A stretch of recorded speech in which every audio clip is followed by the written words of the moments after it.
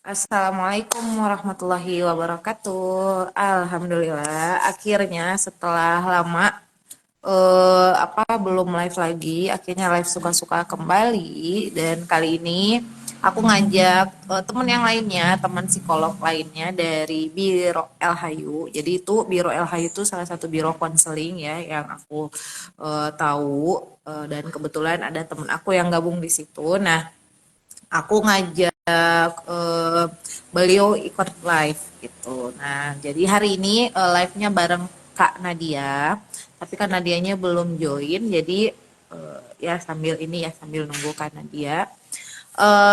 Hari ini tuh kita mau ngebahas soal self harm atau menyakiti diri sendiri. Jadi aku juga sebenarnya agak heran ya, kok akhir tahun lalu sama awal-awal tahun ini gitu, ada banyak sekali berita tentang remaja yang nyakitin dirinya sendiri. Jadi nyakitinnya tuh bukan hanya sekedar mukul, bukan mukulin gitu loh, tapi kayak ngelukain, kayak nyayat-nyayat gitu. Nah, kebetulan aku dulu sempat di pondok tuh ada ya, saking marahnya dia tuh tangannya tuh ditusuk-tusuk pakai jarum pentul gitu loh gitu. Jadi mungkin itu adalah salah satu fakta yang aku temukan di sekitar aku, tapi siapa tahu teman-teman atau teteh-teteh gitu ya yang punya punya pengalaman yang sama, mungkin punya fakta yang sama tentang self harm, kan agak bertanya-tanya ya. Nah, alhamdulillah, Teh Nadia, wah, Teh Nadia kamera belakang Teh. Ya, aku mau minta maaf dulu karena aku sebenarnya lagi live di pondok, terus pondoknya tuh di pinggir jalan gitu. Jadi eh, kalau ada suara-suara tambahan, mohon maaf ya. Teh Devdi, halo Teh. Wah, sepertinya kita terhalang jaringan mungkin ya. Gak apa-apa.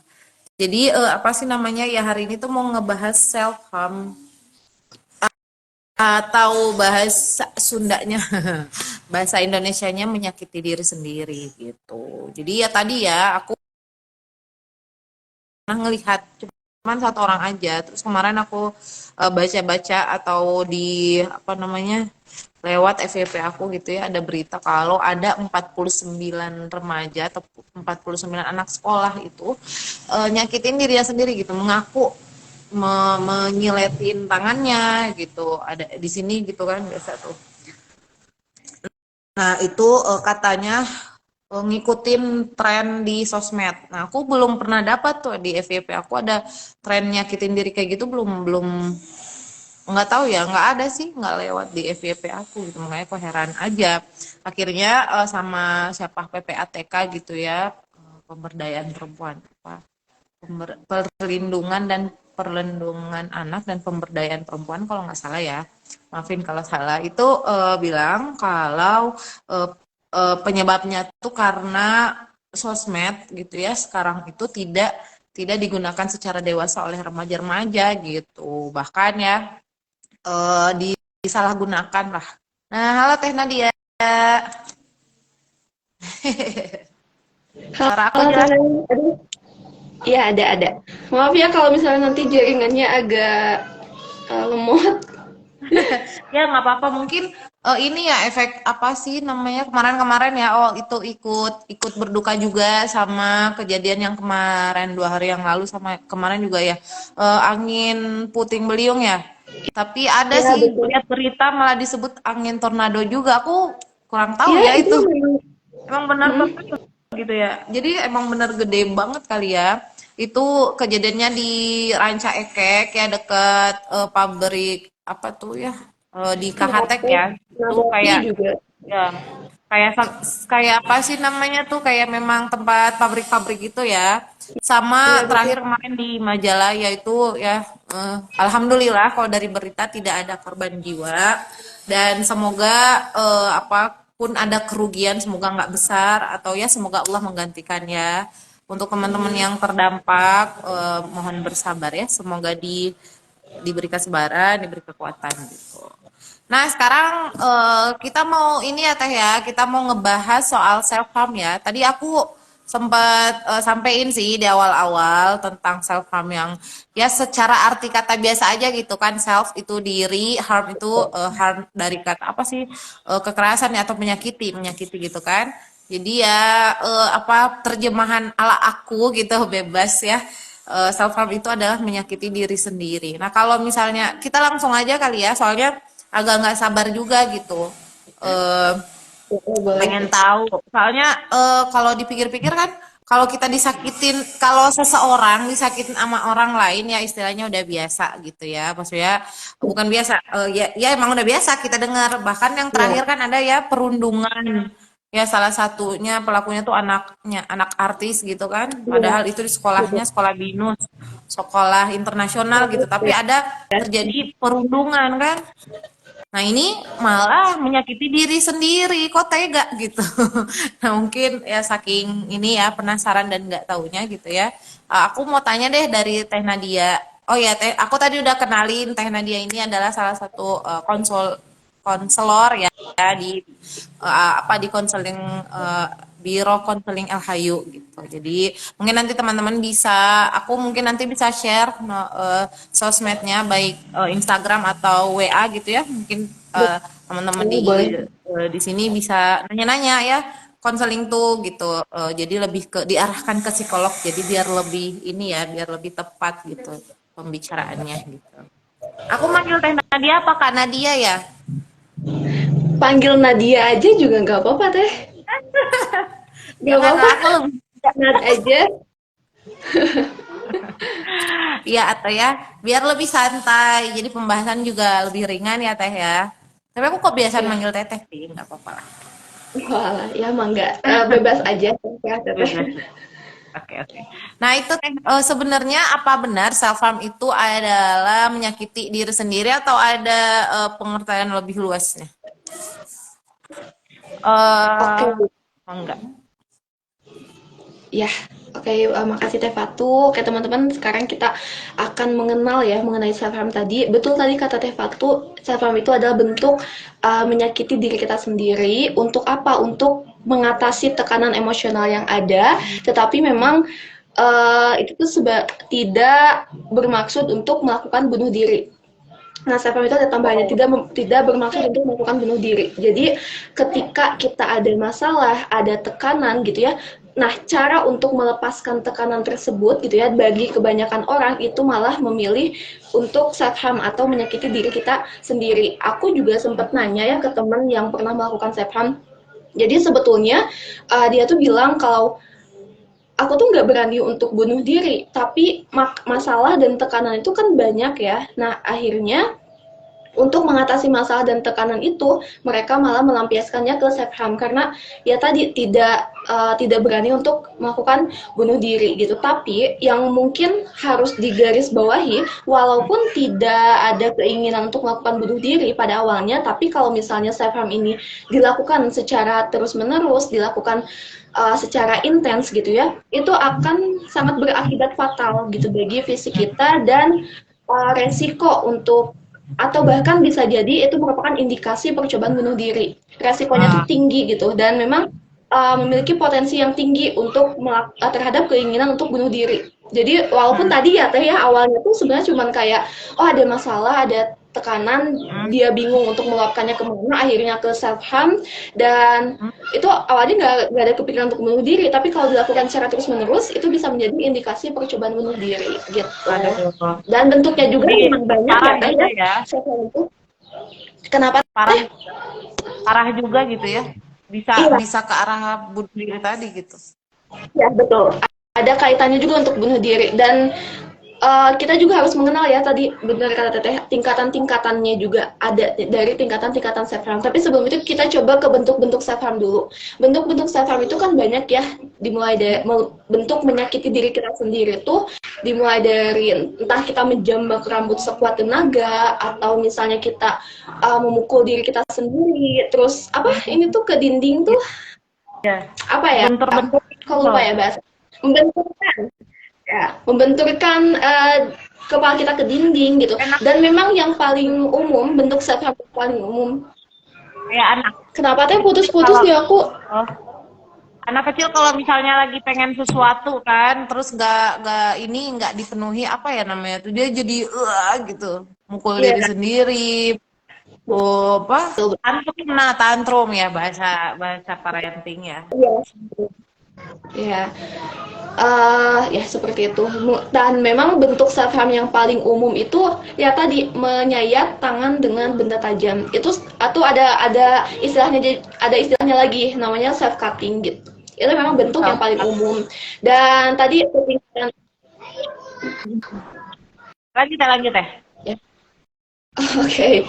Dan tadi ketingkatan-tingkatannya ya, mengenai tingkatan-tingkatan dari self harm ini sebetulnya ada tiga. Kalau yang pertama itu major self mutilation. Nah, kalau tingkatan major self mutilation ini tingkatan yang paling tinggi teh, yang memang tingkatan yang paling tinggi, yang paling parah dan bahkan sampai bisa mengancam nyawa tadi. Contohnya misalnya kayak maaf ya, memotong jari atau misalnya mencongkel mata gitu, dan ini memang yang paling parah gitu. Dan gimana teh? Ya parah ya, ada yang kayak gitu ya. Iya, ini tingkatan yang paling parah dan ini tuh biasanya yang melakukannya tuh yang memang depresi berat atau yang mengalami psikosis, gangguan mental yang berat gitu. Terus ada juga tingkatan yang kedua. Kalau tingkatan yang kedua itu stereotypic self injury. Ini tuh dilakukan secara berulang-ulang, walaupun memang sebetulnya resikonya tuh tidak separah yang tadi ya, yang self mutilation tadi. Tapi ini juga tetap harus diperhatikan. Contohnya kayak tadi memukul anggota tubuh, terus membenturkan kepala ke dinding gitu. Terus ada juga tingkatan yang rendahnya. Kalau tingkatan yang rendah itu disebut superficial self mutilation. Ini tingkatan yang paling rendah. Contohnya kayak menarik rambut, terus tadi self cutting tadi, cutting itu memang tingkatan yang ringan, tapi lagi dan lagi jangan dibiarkan gitu, jangan dibiarkan itu saja, takutnya malah jadi ke malah meningkat ke tingkatan selanjutnya atau bahkan ya tadi melakukan bunuh diri. Dan ini juga ada faktanya loh teh, ada faktanya dari self harm ke apa bunuh diri. Itu ada faktanya. Hmm? 70% percobaan bunuh diri itu dilakukan oleh seseorang yang sebelumnya pernah melakukan self harm. Ini berdasarkan yang aku baca gitu ya. Dan juga 814.000 orang meninggal yang awalnya itu melukai diri sendiri. Namun awalnya itu self harm tadi, tapi kemudian ya 814.000 orang. Itu enggak ini ya secara global gitu.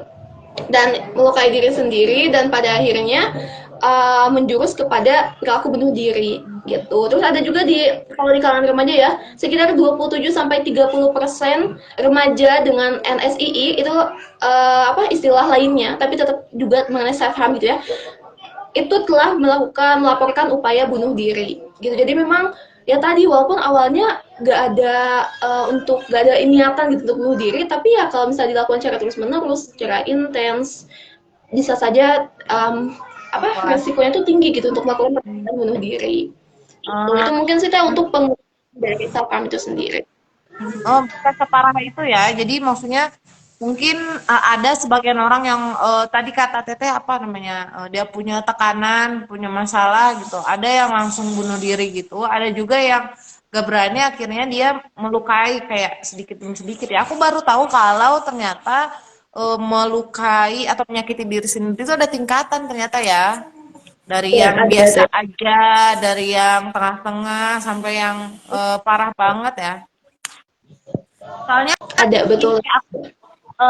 di Korea itu kan ya, aku ada apa sih ya, ada acara apa itu ya, yang acara parenting itu yang anak kecil terus Hmm? ya apa yang bermasalah gitu ya dengan orang tuanya. Nah ada satu anak tuh yang kasusnya dia kalau jengkel sama orang tuanya dia potek-potekin kukunya, misalnya teh ada kuku gitu, dia potek gitu ya sampai akhirnya sampai ya iya kulitnya gitu ke bawah juga berdarah, tapi dia tetap ngelakuin itu gitu, tetap gitu-gitu. Ketika dilarang berhenti, disuruh berhenti gitu ya, dia nggak bisa, dia kok Ya, sendiri dia gitu lagi tangannya. Jadi itu termasuk itu ya menyakiti diri sendiri ya. betul betul Itu teh. Itu kan yang awalnya ringan ya, kayak oh cuma ada ya ngainin kukunya kuku gitu. aja gitu, biasa gitu kan. Hmm. Cuman kalau tadi biarin kan tadi malah jadi tambah berdarah dan itu sebetulnya nggak bisa langsung kayak, kamu nggak boleh kayak gitu. Iya, Maksudnya kalau bilang kayak gitu nggak bisa langsung berhenti gitu si anaknya tuh. Jadi perlu perlu apa ya, pengawasan lebih lanjut lagi gitu. iya, jadi Sayang. pengobat apa namanya nggak bisa hanya sekedar udah jangan kayak gitu sakit. Sebenarnya dia juga ngerasa ini teh Iya, orang yang orang yang nyakitin dirinya itu ngerasain sakit gak sih ke dirinya gitu. iya, temen aku juga kan bilangnya kayak, pas awalnya ya biasa gitu, cuman ya tetep sakit gitu, pas akhirnya tuh ya ngerasa sakit gitu. Jadi sebetulnya dia juga atau, banyak yang melakukan self harm juga sebetulnya tahu kalau misalnya masalahnya tuh nggak akan selesai, tapi karena mungkin bingung cara meluapkannya seperti apa, jadi akhirnya diluapkan ke melukai diri sendiri gitu. Jadi Ah, sebetulnya mereka juga merasa sakit pas, akhirnya gitu, pas udah self harm-nya. tapi kan dia ngerasain sakit. Terus kenapa sih dia tetap gitu, tetap ngelakuin itu gitu. Kayak udah ngerasain sakit kan. Nah, itu sakitnya dirasain saat saat misalnya kayak tadi ya eh Hmm. potekin kuku apakah dia ngerasain pas dia potek gitu Putus-putus ya tadi. terus kena kulitnya putus-putus. Dia ngerasain pas nyakitin dirinya atau setelah nyakitin dirinya teh. Kan ada itu dia ya itu tadi ya nyakitinnya kayak gitu gitu. Mhm. Nah, ya Itu kalau kalimat teh. ya sebenarnya pada saat awalnya tuh nggak apa sih, pada saat self cutting ya aku, ke beberapa orang juga memang, merasakan sakitnya tuh pas setelahnya. Jadi pas pada saat ini mas ya nggak terlalu merasakan sakit gitu kan, karena kan ada luapan emosi gitu. Jadi kayak dia tuh meluapkan emosinya dengan ke, self cutting tadi, jadi nggak terlalu merasakan sakit. Tapi setelahnya itu merasakan sakit. Apalagi kalau misalnya self cutting terus kena air, nah itu baru setelahnya merasakan sakit gitu. Jadi pada saat ini Nah, mah nggak terlalu nggak terfokus ke rasa sakitnya, tapi aduh gimana nih caranya ngeluapin, emosinya gitu. gitu. Jadi kenapa dia nyakitin? Kenapa seseorang itu melakukan self harm atau menyakiti diri sendiri? Karena ada tekanan yang dia pengen pengen ada sesuatu untuk lari ke sana gitu ya, untuk meluapkan emosinya gitu kan teh ya. Betul, betul. Jadi sebabnya hanya itu aja gitu. Iya, ya sesuai Yang tidak yang apa yang terlalu besar dan tidak mampu dia bendung apa ditahan gitu. Mana teh?